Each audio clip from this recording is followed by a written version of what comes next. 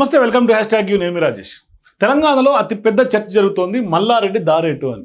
ఆయన ఇప్పుడు బీజేపీ పార్టీలోకి వెళ్ళిపోయే అవకాశాలు ఉన్నట్టుగా, బీఆర్ఎస్ పార్టీ వీడుతున్నట్టుగా పెద్ద ఎత్తున చర్చ జరుగుతోంది. ఇదంతా దీనికి బేస్ ఏంటి అంటే, ఆయన కోడలు ప్రీతిరెడ్డి బండి సంజయ్ ఫోటోలతో కూడినటువంటి ఫ్లెక్సీలు తాజాగా ఏర్పాటు చేయడం తెలంగాణ రాష్ట్ర రాజకీయ వర్గాల్లో అతిపెద్ద చర్చకు దారితీసింది. మరి బీఆర్ఎస్ ఎమ్మెల్యేగా ఉన్నటువంటి మల్లారెడ్డి, ఆయన కోడలు ప్రీతిరెడ్డి బీజేపీ నేత కేంద్ర మంత్రి బండి సంజయ్తో భేటీ అవ్వటం కూడా పొలిటికల్గా హాట్ టాపిక్ అయింది. అయితే ఒకసారి భేటీ అవ్వటం ఒక ఎత్తు అయితే, తాజాగా మరోసారి కూడా భేటీలు, కొంత సంప్రదింపులు జరుగుతున్నాయనే చర్చ పొలిటికల్ సర్కిల్స్లో చాలా జోరుగా సాగుతోంది. మరి నిజంగానే ఇప్పుడు అటువంటి చర్చలు జరిగాయా లేదా అన్నది కొంత క్లారిటీ రావాల్సినటువంటి అవసరం ఉంది. కానీ ఒక రకంగా చెప్పాలంటే, అపోజిషన్లోకి వచ్చినప్పటి నుండి కూడా ఆయన కొంత కన్ఫ్యూజన్గానే ఉన్నారు మల్లారెడ్డిని స్పష్టంగా చెప్పుకోవచ్చు. అంటే కాంగ్రెస్లోకి వెళ్దామనుకున్న ప్రచారం జరిగింది, భేటీలు జరిగాయి, కానీ బయటకు వచ్చి ఆ భేటీలు అందుకు కాదు, జాయినింగ్స్ కాదని ఆయన క్లారిటీ ఇచ్చారు. అందుకు తగ్గట్టుగానే హస్తం పార్టీ పెద్దలతో అనేక సందర్భాల్లో భేటీలు అయినా, దగ్గరయ్యేలా కొంత ప్రయత్నాలు చేసినా, డైలాగులు చెప్పినా, కొంత ఇంట్లో శుభకార్యాలకు సైతం ప్రభుత్వ పెద్దల్ని ఇన్వైట్ చేసి పెద్ద పీటే వేశారు వాళ్ళందరికీ కూడా. కానీ కారణాలు ఏమైనప్పటికీ హస్తం పార్టీ గూటికైతే చేరేందుకు మల్లారెడ్డికి లైన్ క్లియర్ అవ్వలేదు. దాంతో ఇప్పుడు కొంత బీఆర్ఎస్ పార్టీలోనే కంటిన్యూ అవ్వాల్సినటువంటి పరిస్థితి మల్లారెడ్డి కనిపించింది. కానీ ఇప్పుడు మల్లారెడ్డి చూపు కమలం వైపు చూస్తుందనే టాక్ ప్రధానంగా వినిపిస్తోంది. ఒక రకంగా చెప్పాలంటే మల్లారెడ్డి బిజినెస్ మ్యాన్, తర్వాత పొలిటీషియన్ అవతారం ఎత్తినటువంటి మేడ్చల్ మల్లన్నగా పిలుస్తారు అందరూ. కానీ ఇప్పుడు ఆయన దారేట్ అనేది ఇప్పుడు సస్పెన్స్గా మారింది. ఆయన కాషాయ కండువా కప్పుకోవటం ఖాయంగా కనిపిస్తోందని, లేదంటే మరి నిజంగానే ఇవంతా ప్రచారమైనా కేవలం ఆయన కారులోనే సర్దుకొని పోతారా అనేది కూడా కొంత క్లారిటీ రావాలి. ఆయన గులాబీ పార్టీలో ఉన్న చూపంతా పక్క పార్టీల వైపే ఉందని చాలా రోజులుగా చర్చ జరుగుతూనే ఉంది. ఆ చర్చలకు ఎక్కడా పులి స్టాప్ పడట్లేదు. లోక్సభ ఎన్నికలకు ముందు కూడా మల్లారెడ్డి కాంగ్రెస్ పార్టీ నాయకులతో చర్చలు జరపడం, ఆ పార్టీలోకి వెళ్తారన్న ప్రచారం జరిగింది. తన సన్నిహితుల ద్వారా ప్రయత్నం చేశారనేది కూడా అతిపెద్ద టాక్ నడిచింది. కానీ 2-3 సందర్భాల్లో నేరుగా ముఖ్యమంత్రి రేవంత్ రెడ్డిని కూడా కలిసి మరీ హస్తం పార్టీ తీర్థం పుచ్చుకోవడానికి ట్రై చేశారన్న చర్చ కూడా జరిగింది.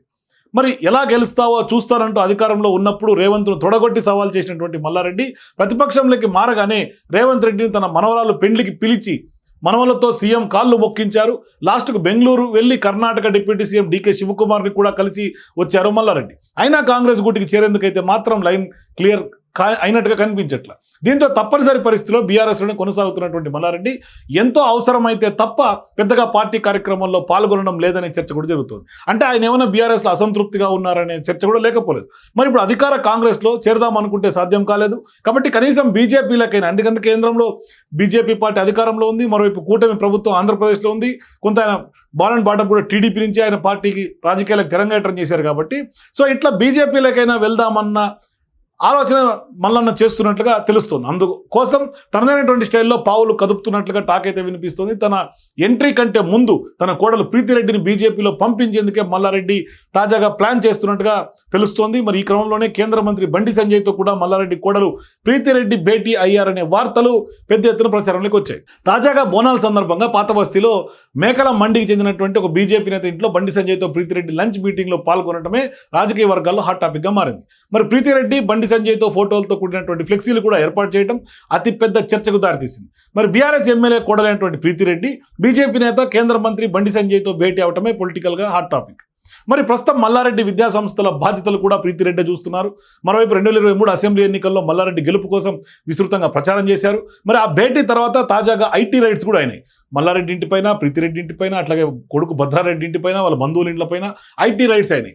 అంటే ఖచ్చితంగా బీజేపీలోకి చర్చలు జరిగిన తర్వాత ఐటీ రైడ్స్ జరిగినటువంటి వ్యవహారం చూస్తుంటే కొంత బీజేపీ ఏమన్నా మల్లారెడ్డిని బీజేపీలోకి లాక్కుని కొంత హైప్ క్రియేట్ చేసుకుని, వేవ్ క్రియేట్ చేసేందుకు ఏమన్నా ఒక రకమైనటువంటి ప్రెషర్ బిల్డ్ ఏమైనా చేస్తోందా అనే చర్చ కూడా పొలిటికల్ సర్కిల్స్ లేకపోలేదు.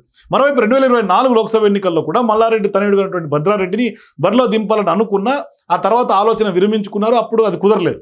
అప్పటి నుంచి మల్లారెడ్డి బీఆర్ఎస్ పార్టీ పైన కొంత అసంతృప్తిగానే ఉన్నట్లుగా కనిపిస్తున్నారు. ఇప్పుడు ఆయన కోడలు ప్రీతిరెడ్డి బీజేపీ వైపు అడుగులు వేస్తున్నారన్న సందేహాలు కూడా వ్యక్తమవుతున్నాయి.